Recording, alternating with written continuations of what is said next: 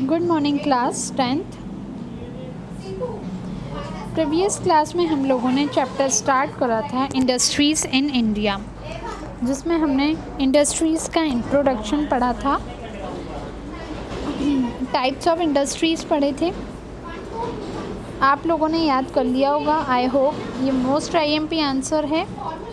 Next आज हम पढ़ेंगे एग्रीकल्चर एंड बेस इंडस्ट्री। हम वही टॉपिक पढ़ रहे हैं जो बोर्ड में कवर होते हैं। एग्रीकल्चर बेस इंडस्ट्री से बोर्ड में बहुत सारे क्वेश्चंस बनते हैं और आते हैं। स्टार्ट करते हैं। Indian is an agriculture country. Wheat, rice, maize, sugar cane, cotton etcetera are used as raw material. India को एग्रीकल्चर कंट्री माना जाता है क्योंकि यहाँ पर पहले हमारे अर्ली पीरियड में सबसे 75% अगर पर्सन इंगेज होंगे तो वो सब एग्रीकल्चर में इंगेज थे।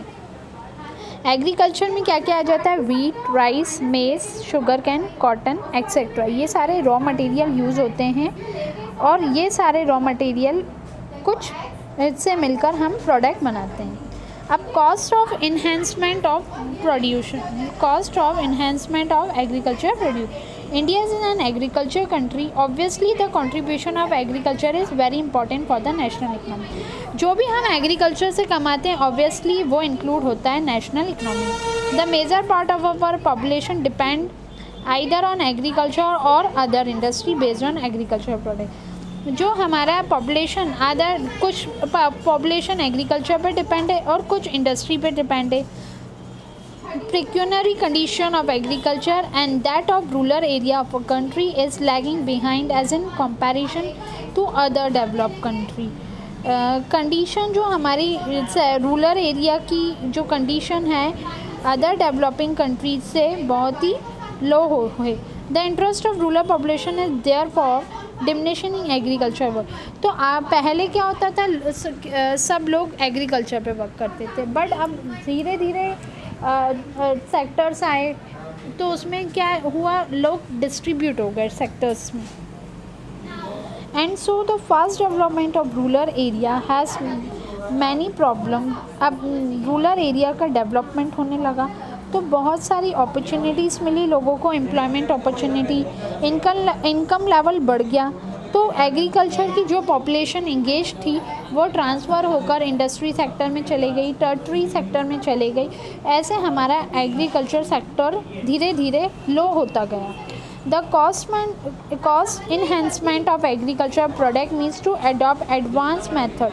हमने नए नए एडवांस मेथड निकाले, colour, quality, original produce thereby to make more useful for human consumption. अब हमने कुछ ऐसे प्रोडक्ट बनाए जो बहुत ज़्यादा यूज़फुल होने लगे कंजम्पशन पर्पज़ से, so that the cultivator may earn more profit. Cultivator ज़्यादा कमाने लगा themself from the elaborate form of their product का प्रोडक्शन या मैन्युफैक्चरिंग ज़्यादा मात्रा में होने लगा। The need of cost of enhancement of agriculture produce. From the ancient time, agriculture has been the main occupation. Ancient time मतलब हमने ancient time की बात कर रहे हैं तो agriculture ही लोगों का main occupation था। The level of agriculture productivity is still very low as a result of the financial condition of cultivator has become deplorable. It means कि कंडीशन कल्टीवेटर की अब धीरे धीरे लो होती जा रही है क्योंकि अब जो रिज़ल्ट है बहुत वेरी लो हो रहा है। That's why beside a large portion of crop is destroyed every year. हर साल क्रॉप नष्ट हो रहे हैं। With regard the production of fruit and vegetable, India stand at a number 2 in the world, 30 to 40%। अगर फ्रूट और vegetable की बात करें तो इंडिया स्टैंड करता है 30 से 40% की पोजीशन पे। And the cultivator are left to suffer loss.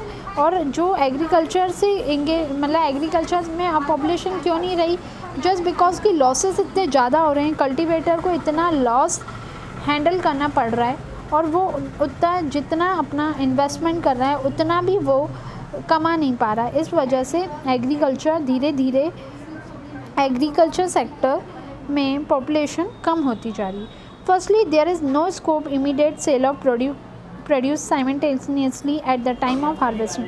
Harvesting के टाइम पर प्रोडक्शन इतना कम हो रहा है। The alternative use of produce in manufacturing other goods is negotiable. Moreover there is also shortage of facility related to cold storage and gold transportation etcetera.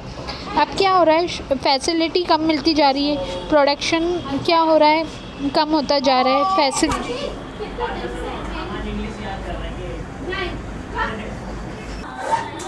because of the reason hardly 1 to 2% of total produce of the country can be preserved। 1 से 2% ही person होंगे अगर country में जो कि agriculture में engage हैं। Quantity of fruit and vegetable which consume in UK in a year equal to that destroy in India. जितना UK का प्रोडक्शन है फ्रूट एंड वेजिटेबल का, उतना तो इंडिया डिस्ट्रॉय करती है। हम the cost of enhancement of agriculture produce is effective measure to remove his shortcoming. यही कारण है एग्रीकल्चर का कि वो धीरे धीरे कम होती जा रही है और लॉसेस होते जा रहे हैं। नेक्स्ट फाइनेंशियल अरेंजमेंट नहीं, अब हम पढ़ेंगे कॉटन टेक्सटाइल इंडस्ट्री। हमने अभी पढ़ा एग्रीकल्चर बेस्ड इंडस्ट्री जिसमें एग्रीकल्चर के बारे में पढ़ा। अब हम पढ़ेंगे कॉटन टेक्सटाइल इंडस्ट्री।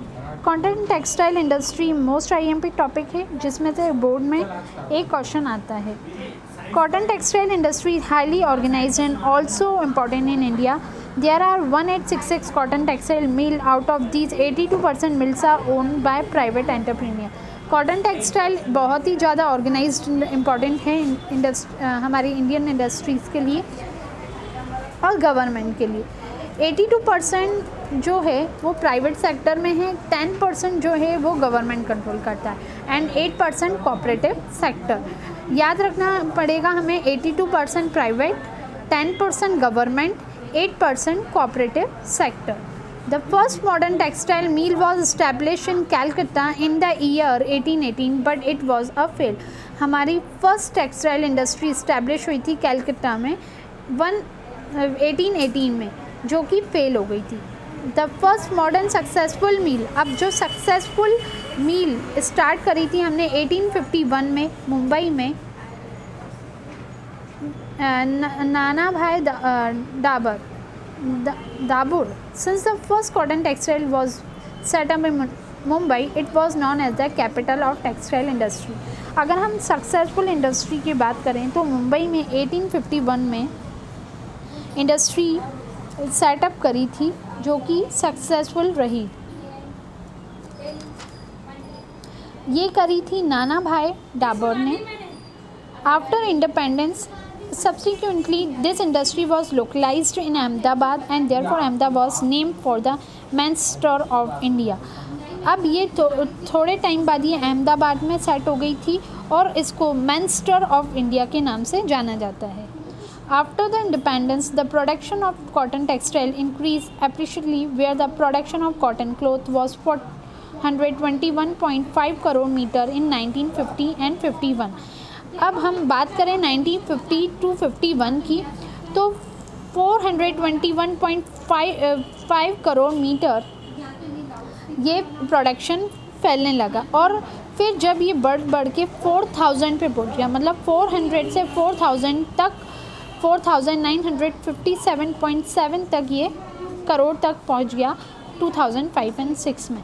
मतलब इसका स्प्रेड बढ़ता गया और कॉटन टेक्सटाइल इंडस्ट्री हर जगह सेटअप हो गई। अब ये ज़्यादा से ज़्यादा ये प्राइवेट एंटरप्रेन्योर और रन करते हैं। गवर्नमेंट में इसका 10% ही रोल रहता है और 8% कोऑपरेटिव सोसाइटी करती है। और कॉटन टेक्सटाइल इंडिया की ऐसी कंट्री है जो अर्निंग करवाती है, इंडिया की नेशनल इनकम में इंक्लूड भी होती है। अब हम नेक्स्ट क्लास में पढ़ेंगे mineral based industry. Mineral based industry हम नेक्स्ट क्लास में पढ़ेंगे। तब तक आप लोग कॉटन टेक्सटाइल इंडस्ट्री और एग्रीकल्चर बेस्ड इंडस्ट्री को अच्छे से रीड करेगा। Thank you class. Thank you class. आप लोग ये अच्छे से रीड करते जाएं और हम वही टॉपिक पढ़ रहे हैं जो बोर्ड में आने वाले हैं। हमारे पास इतना टाइम नहीं है कि हम फुल चैप्टर पढ़ें, तो हम लोग वही टॉपिक कवर करेंगे जो कि हमारे बोर्ड में आएगा। Thank you.